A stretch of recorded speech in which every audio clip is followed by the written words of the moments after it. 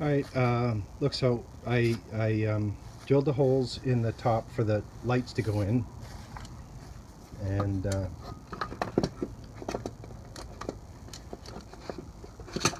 little loose, not bad. I live with that.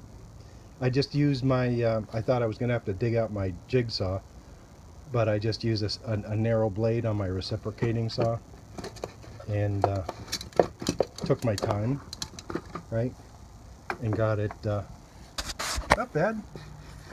Couple bumps in here.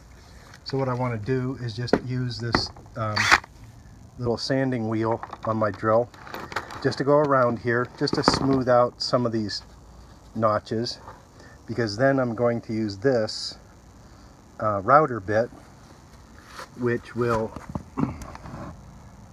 see this,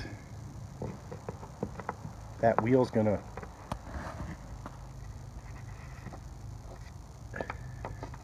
ride along on the inside of the